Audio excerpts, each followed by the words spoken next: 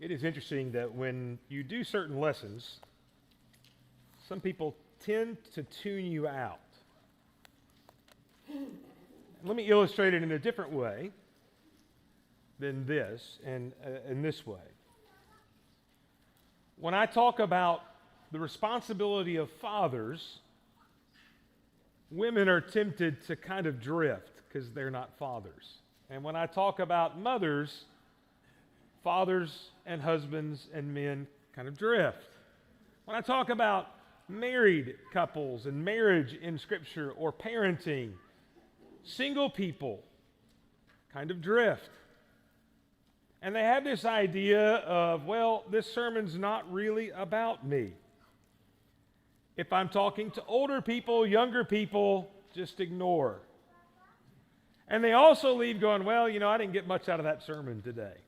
I've actually had people tell me that before, by the way, and I appreciate their boldness. And I will tell you that there's some times that I have tried to curtail some of those topics, and yet there are things we need to talk about regardless of some people's personal desires and feelings in those areas. And so I want to tell you that I don't want you to tune this out today because you say, but I'm not a leader. I'm not a leader. By the way, show of hands real quick. How many of you consider yourself to be a leader? Just you can raise your hand, church. Okay, a little bit higher than the normal average. In a group like this, normal average is about 1 out of 4. We almost got to half. And that may be because you think about things differently, but here's my question to you. I want you to think in your mind, who is the person in your life who had the greatest impact on your life? Who's the person in your life who had the greatest impact on your life? Now, while you're thinking about that, let me tell you why a lot of us don't consider ourselves to be leaders. We don't consider ourselves to be leaders because we think about leaders in the form of titles. When we think about leaders in church, we think about shepherds. We also think about deacons, which is odd because deacons scripturally really aren't leaders in the same sense that shepherds are.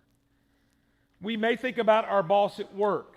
We may think about a teacher. We may think about a politician. We think about somebody who has a title that grants them to have authority over us. So, that's kind of our problem, is the way we define leadership. But who had the greatest impact on you in your life, Brandon? Marvin Ledbetter, my granddaddy. Your granddaddy, Marvin Ledbetter. Okay? Sean, who had the greatest impact on you in your life? Your father. Sam? Your wife. Scott?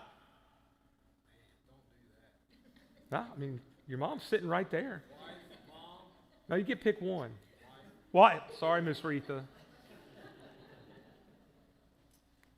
Here's what's interesting is if I ask if you're a leader, your immediate thing is thinking probably about supervisors, managers, shepherds, politicians, teachers.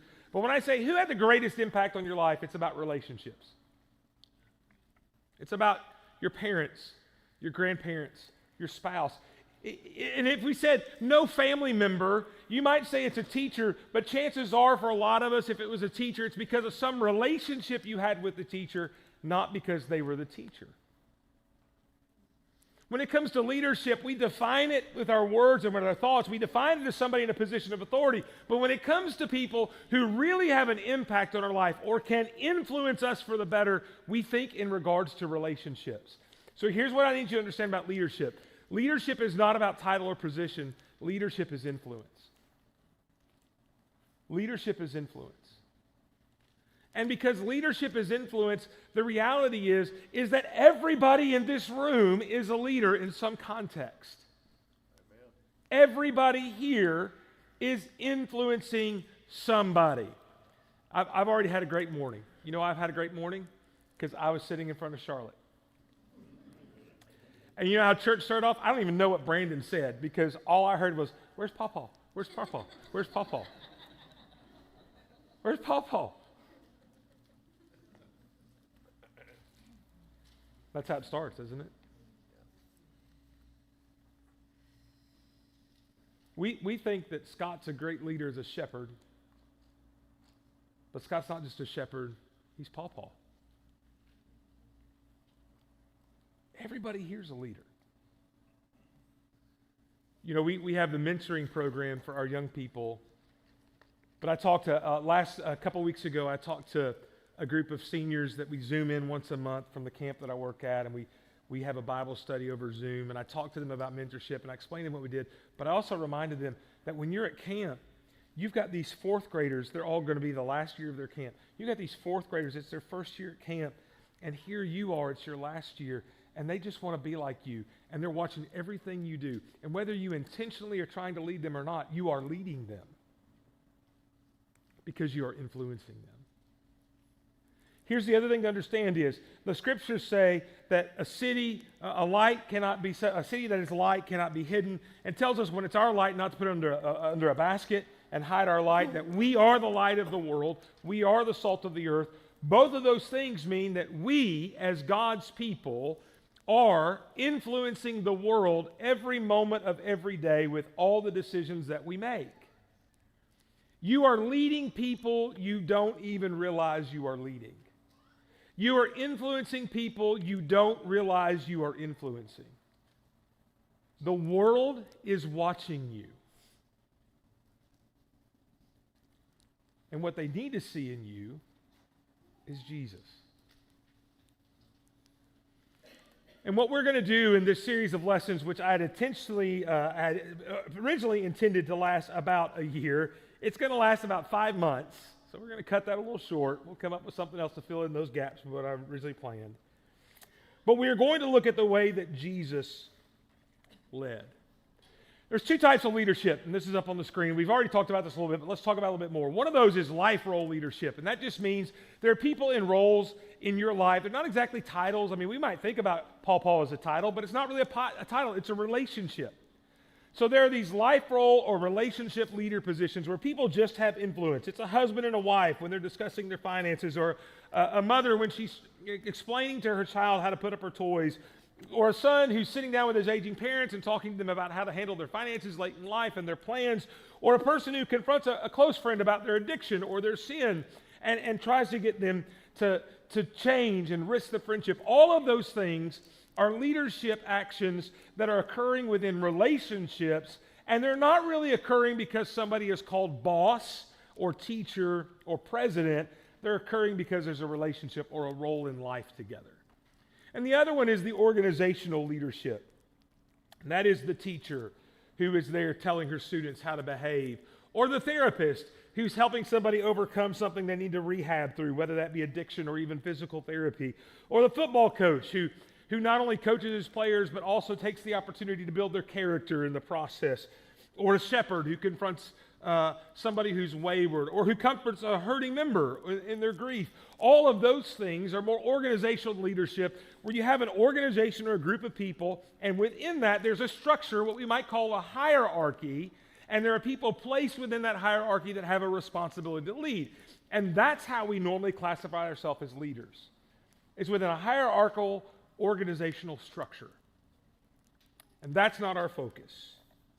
Our focus is on how we lead through influence. And Jesus is the perfect example of this.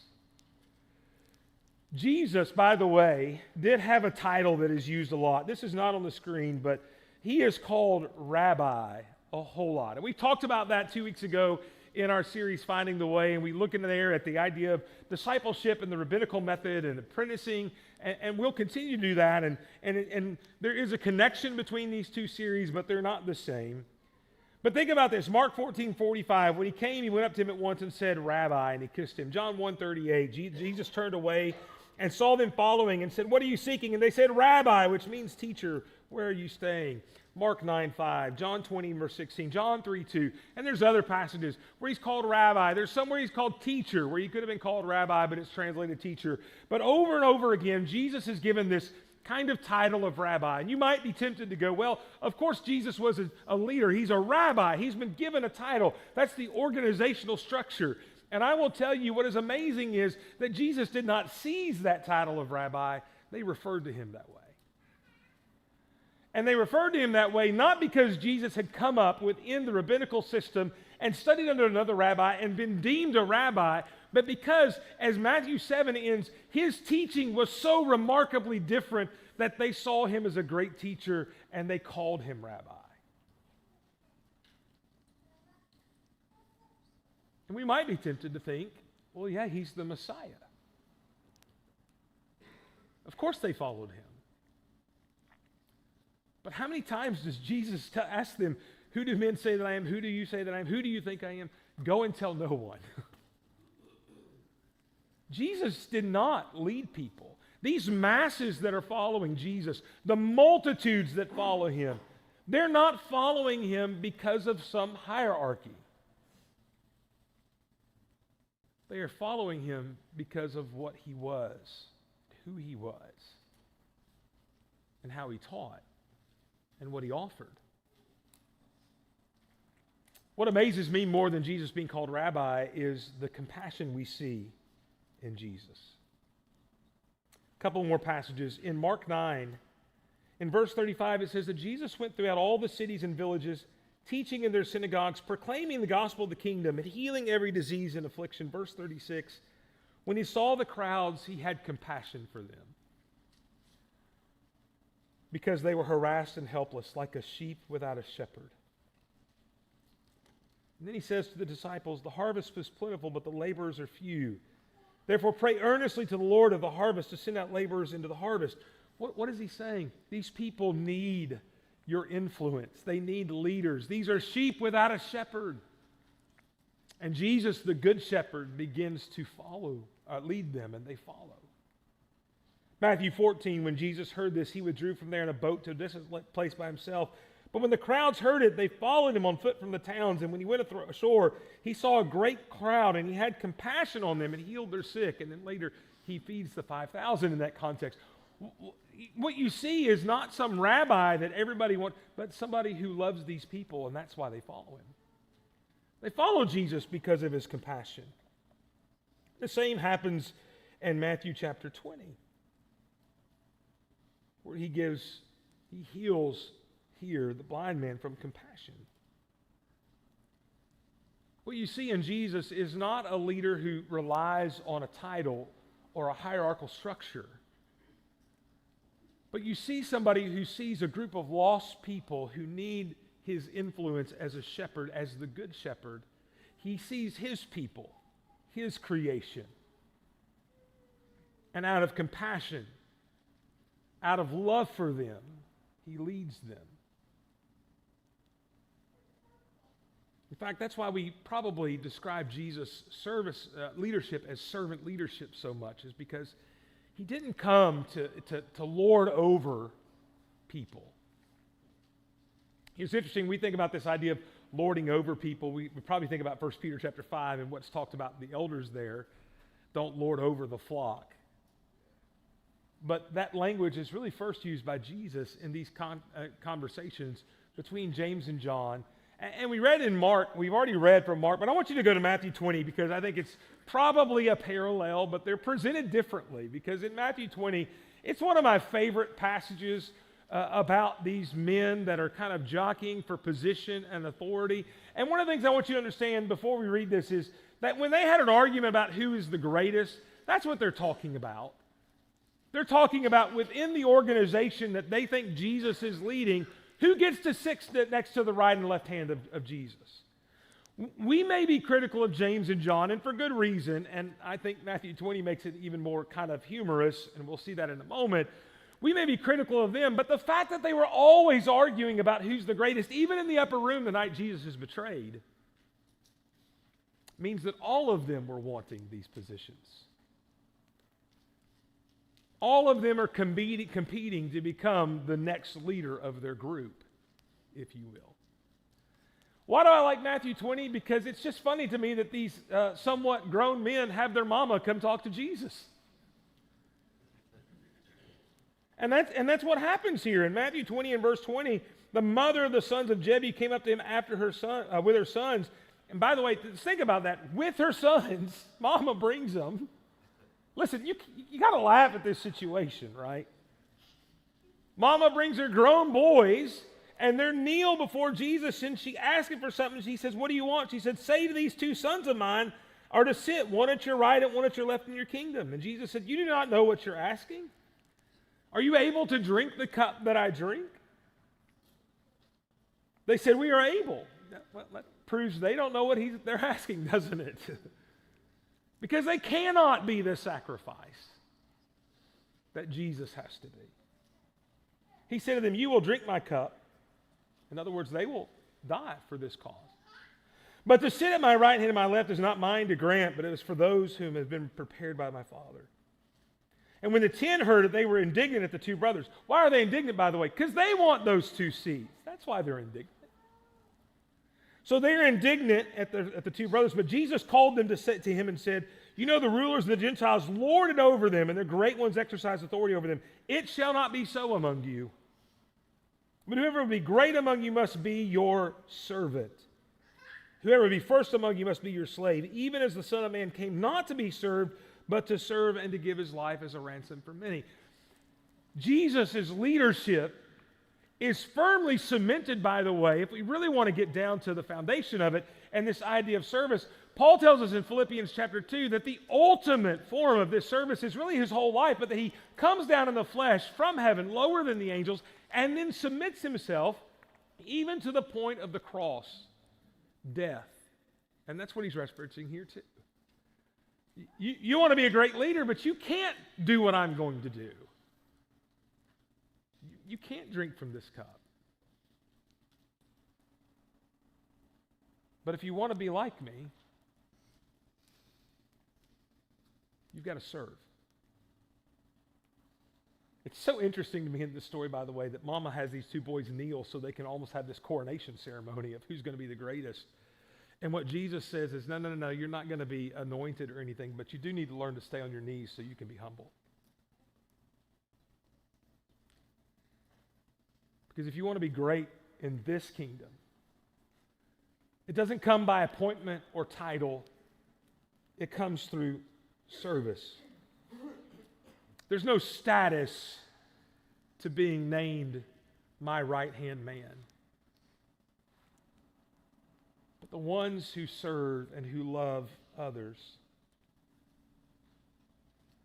those are the ones that will be great. Turn to John 13. John 13 is a remarkable story. It's a remarkable story because they're in the upper room. And we know from other stories, other recordings, that in the upper room, they argue again about who the greatest is. And I don't know exactly, I don't know if we can piece together with exact detail what the timing is. But at some point, while these guys are arguing about who's great, and by the way, don't forget, one of them is about to betray Jesus for money. But at some point, while all of that commotion is going on, John 13 tells us, starting in verse 3, Jesus, knowing that the Father had given all things into his hands and that he'd come from God and was going back to God, rose from supper. He laid aside his outer garments, and taking a towel, tied it around his waist. He poured water into a basin and began to wash the disciples' feet and to wipe them with a towel that was wrapped around him. I want you to stop and think for a moment. This is your rabbi, right? This is the one you're following. And he's been telling you that he's going to go away, he's going to die. And here in this room, which by the way is keeping the law, right? We're here to observe the Passover.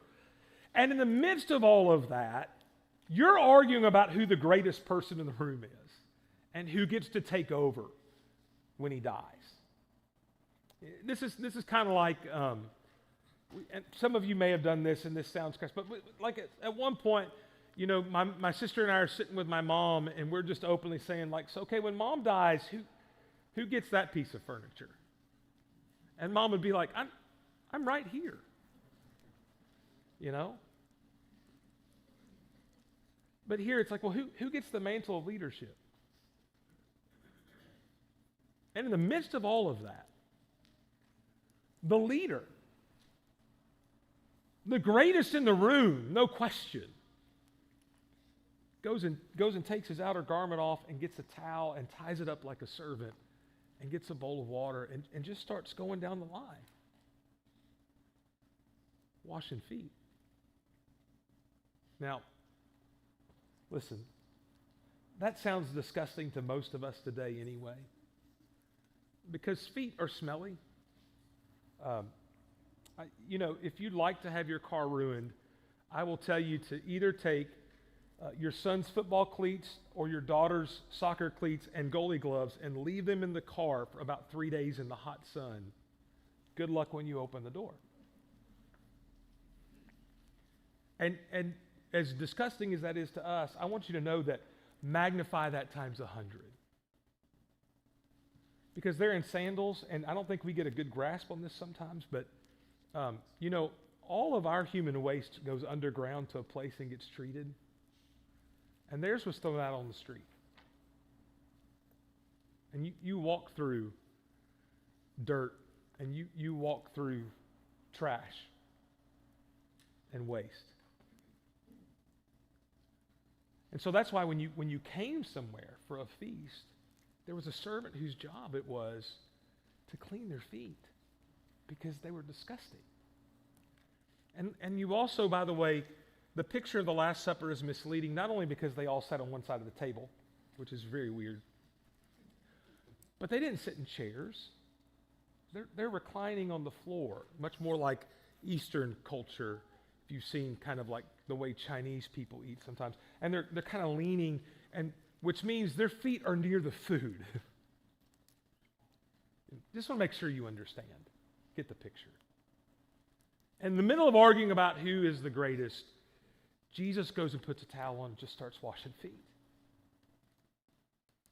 And good old Peter. We come to Peter here in this story in verse 6. When he came to Simon Peter, who said to him, "Lord, do you wash my feet?" Jesus answered him, "What I am doing you do not understand now, but afterward you will understand." It's like Jesus saying, "Peter, it's an object lesson, just be quiet." Peter said to him, "You shall never wash my feet." And Jesus answered him, "If I do not wash you, you have no share with me." And in typical Peter fashion, he can't just be like, okay, he's got to go the other way, right? Simon Peter said, "Lord, not my feet only, but also my hands and my head." Jesus said, "The one who's bathed does not need to wash except his feet, but is completely clean. And you're clean, but not every one of you." He's talking about Judas, obviously. What is Jesus doing? I've upset people before because I've said to them, this is the equivalent of like Jesus coming into your house and cleaning your bathroom. And they think that's just crass. But I want you to know that's the same thing today.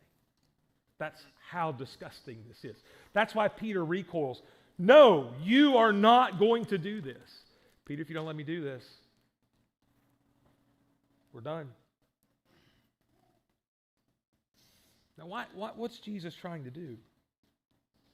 Look at verse 12. When he had washed their feet and put on his outer garment and resumed his place, he said, "Do you understand what I have done to you? You call me teacher and Lord, and you are right, for so am I. If I then, your Lord and teacher, have washed your feet, you also ought to wash one another's feet. For I've given you an example that you should do just as I've done to you. Truly, truly, I say to you, a servant is not greater than his master, nor is a messenger greater than the one who sent him. If you know these things, blessed are you if you do them." Brothers and sisters, this passage, by the way, is not about washing feet. It's about humbling yourself and serving other people.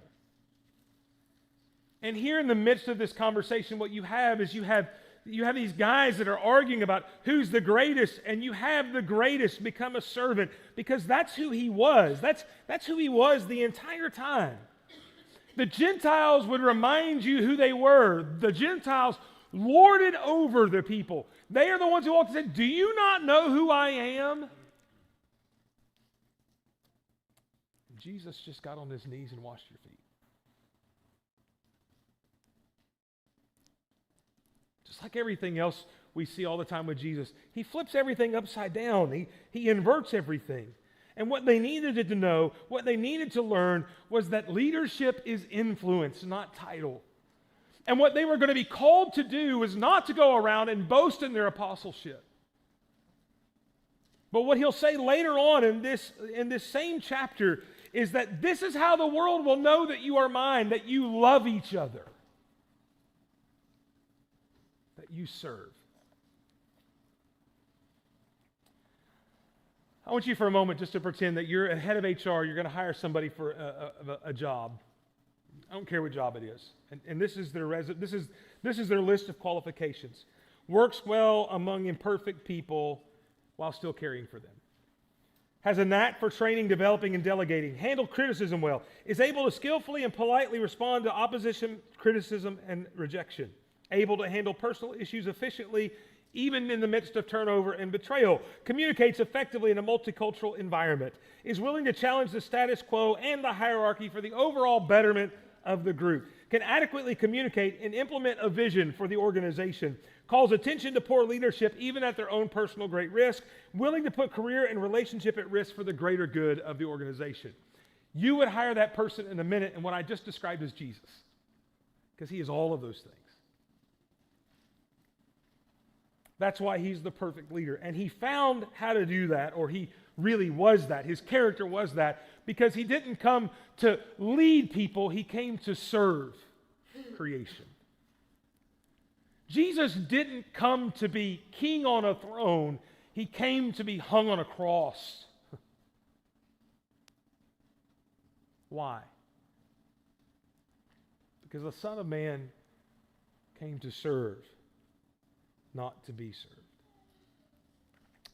Second time, we've got to move on a little bit. I just tell you, if you want to lead like Jesus, you've got to be transformed.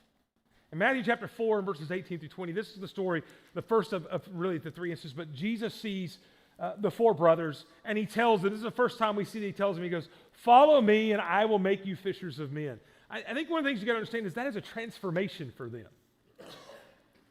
No longer, he's saying, no longer you're going to go out on boats with nets and cast fish and collect fish. I'm going to teach you to do something different. And it says there that they had to leave their nets to follow Jesus. In order to lead like Jesus, we've got to leave our nets and follow Jesus. Two questions, by the way, you got to ask yourself this morning. It's a self-examination. First of those, most importantly, whose am I? Who do I belong to? Who has authority over me? And not just that, but in times of need, who do I trust to go to? Who do I turn to? John 13:3, Jesus, knowing that the Father had given all things into his hands, and that he had come from God and was going back to God. Let me tell you something. One of the reasons that Jesus in John 13 could serve the way he served and could do the things that he did, even to the point of the cross, is why? Because we even see this in the garden that we sang about. Not my will, but thine be done. He knew who he belonged to. He is the Father's son. He belongs to God. He will do God's will. Why? Because he knows who he belongs to. But the second question is, who am I? And that motivates us, I think, to not only understand who we belong to, but what we are supposed to be. And I will just tell you that what Ephesians chapter 2 and verse 10 describes you as is that you are God's workmanship. You are God's workmanship. Created in Christ Jesus for good works, which God prepared beforehand that we should walk in them. You see this weird little circle thing down on the bottom of your page? I'm going to tell you what that is, and then we'll be done. But there is a journey. There's a path. There's a journey that you have to take from inside out in this transformation in your leadership. And one of the things I want you to have is I want you to have actually realistic expectations about the process of becoming a leader like Jesus. You're not going to listen to 5 lessons and, oh, good, I'm shepherd material. Like, that's not how this works. It's a journey. It's growth. And growth is never fast or easy. So keep that in mind. So we start in the center that we have to lead self, and that's through self-evaluation. And ultimately, that's what we just talked about. Whose am I? You have to make a determination who you belong to. And I'm going to extend that invitation in a moment, but you have to turn to God and become God's. It's interesting that right after Jesus is baptized by John the Baptist, he's called away into the wilderness for 40 days where he fasts. And at the end of that, we have this good old garden story again with the temptation of the serpent, if you will. And he tempts him 3 times, and Jesus every time responds with Scripture. But the most interesting to me is the last one is when he goes up onto the high hill and he says, look around you, Jesus, I'll give all of this to you if you just worship me. And what did Jesus say? Begone, Satan, for it is written, you shall worship the Lord your God, and him only shall you serve. What is it that Jesus is saying? No, I know who I belong to. He had the right view. And when you lead yourself to be who you're supposed to be, understanding who you belong to and understanding who you are, who I am, then secondly, you can lead another person. Notice it didn't say, well, yeah, you're just ready for all out. The next step is just to lead one person. Just one person. By the way, this is one of the beautiful things about the mentoring program we don't really talk about that I just want to really comment on. Is we always think about, how great this is for the high school kids. They get to know the older people. The other thing is this. There's a lot of people that I've been blessed to sit back and watch you flourish in leadership positions that you never, ever thought you would ever have. I talked to another church that's doing this, and they said, the guys have kind of just like not done much, but all the ladies are really doing it well. I was like, yeah, because in some congregations, it's the first time women have been allowed to do anything but make communion bread. And I don't say that as flippant as that sounds. It's just like we've sometimes have told women, no, just sit there and make the bread, teach the babies class. That's it. No, there's lots to do. And I've seen our women, I tell people all the time, our women are better at this than the guys are. And I think part of that is that they flourish. They're like, oh, finally I get to lead. Yes, that's what you're doing. When you influence that, and so many of you influence my daughters. One of the reasons some of them actually, the last time they were here for Christmas break, do you know they left late? You know why they left late? Because they wanted to see y'all. And it wasn't to hear me preach. Because I'm going to be down there in a couple of weeks. I'm going to preach on Wednesday night. And they're like, yeah, we're having to sing at church. Sorry, Dad, we've probably heard it before. They don't care about me. But they want to see Miss Denise and Miss Jane. They're mentors. One of those stories that I love where Jesus is seen doing this is in Matthew chapter 14. One of my favorite stories in Scripture is where, Jesus sends them out. He's had a long day. He's fed the 5,000. He takes some time for himself to pray, and then he starts to walk across the stormy sea by himself. They think he's a ghost. And eventually what ends up happening is Peter hops out of the boat and goes to Jesus. You remember that story? And he gets far enough away from the boat that he can't grab the boat, but he starts to see the waves. Not that the waves just started. They've always been there. He takes his eyes off of Jesus for a moment, and he sees the storm. And who does he cry out to? Lord, save me. And he means Jesus. And in that moment, what you see is Peter knew the one person that could lead him. So you lead another person. And then after you lead another person, you lead others. There's more. Not the whole group, though. You know what's interesting is Jesus had this group of apostles. He had 12 people that he led. And we know in other stories there's a collection of 72 at some point that he sends out. But we also know that there's several hundred at some point, maybe even thousands that are following him. But what do we read the stories about? What does Jesus do? A lot of these times, he'll be talking to the multitudes, he'll teach them something, but then we're given a further description where it's just him and the 12. And it's like Jesus has intentionally set aside time for this one specific, intentional group of people to be led.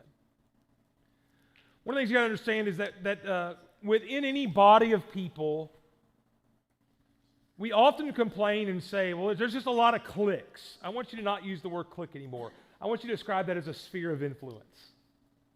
Because that's what it is. See, we complain about cliques because we're not in the clique.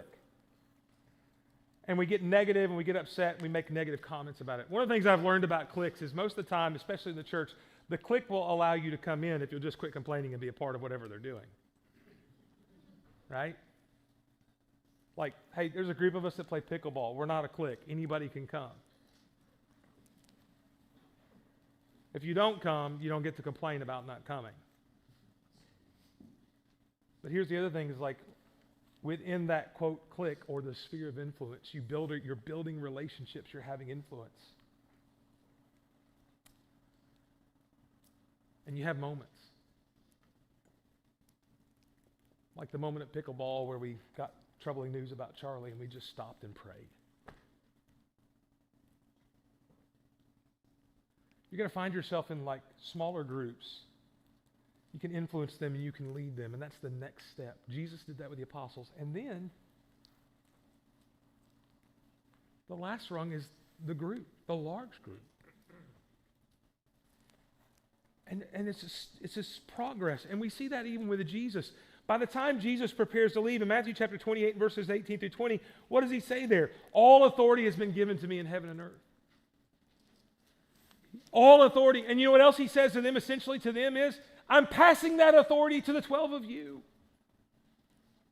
I mean, at one point Jesus says, whatever you bind will be bound, and whatever you loosen will be loosened. What has he been trying to do? He's been training them. He's been walking them. He's been walking Peter, James, and John. And he's been walking them through these same steps. Why does he send them out to towns and tell them what to do? Hey, you've been leading yourself. You've been leading each other, but now I want you to go lead others. I want you to get beyond just this one sphere of influence. I want to expand your borders. Now, here's the thing I got to tell you that I think is the problem. Look at that chart for a minute and understand here's the problem. Is that for some of us, we are perfectly fine just sticking in the middle where we only worry about ourselves. For some of us, we have no intention of ever moving past that first sphere. We don't want to cross that line. We don't want the responsibility. We don't want the headache. We don't want the work. We just don't want to do it. That is not what Jesus intended for us. And I'm not saying that everybody has to be, because here's the other thing is, not everybody has to be in an official organization, title, leadership role over the organization. But God does want us all to influence the greater good of everybody. And that's really what we're talking. When you see leading an organization, don't sit there as a woman and go, well, I can't do that. I can't be an elder. That's not what we're talking about. We're talking about leading such a way that people follow what you do, your character, your habits, your practice, your love, your affection for others. You don't need a title for that. We're talking about that if one wants to be great in the organization, that will be done through service, not through title.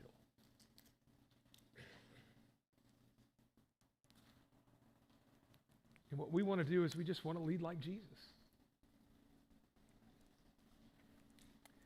You know, ultimately what Jesus did is he came and he taught these people how to be righteous and how to serve God and how to please God. That's what he did. And those people saw that and saw that it was different. That's what Matthew 7 tells us about the Sermon on the Mount. Saw that it was different, saw that it was different than what they taught, saw that it was better, and what do they say? I want to be like him. Let me tell you, when we talk about leading like Jesus, that's exactly what we're talking about. The world is watching you. Your neighbors are watching you. People at work are watching you. Other students at school are watching you. Your family is watching you. Everybody is observing you. And if you want to lead like Jesus, that simply means that you follow him and live in such a way that somebody can look at you and go, I don't know what it is about that guy, but I want that. I want to be like them.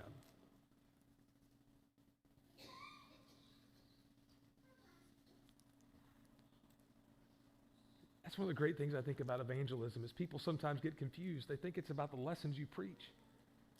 It's not. It's about the way you love people. And the righteous life you live that includes loving your enemies. And rather than reacting to things negatively, providing grace and hope in darkness, just like Jesus did.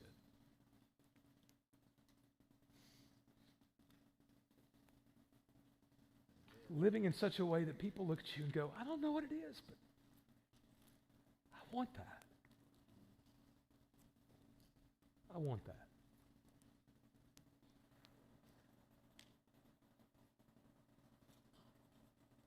And so we're going to talk about it. And we're going to look at different parts of Jesus' life. We're going to look at how Jesus interacted with people and what he did and what we can learn from that. And that'll be our series on the third Sunday for about half the year. You may be here and you may not be a child of God. I want you to know what that means is that you're not following Jesus. Jesus came and he, as Philippians 2 as we referenced, he died in order to give you this salvation, this grace, this mercy. And he did that because God sent him to do that. And if you're here and you've not taken hold of that grace and that mercy, we're going to sing this song that asks a really important question, and that is simply this. If you know what Jesus has done for you, why are you waiting? If you know that he came and was a sacrifice for you, and you know what you need to do, whatever reason it is, why are you waiting? Stop waiting. And follow Jesus today. Because the reality is you can't lead like Jesus if you don't commit your life to him first. Start with self. If you need to make that change, why don't you do it now? Why don't you come while we stand?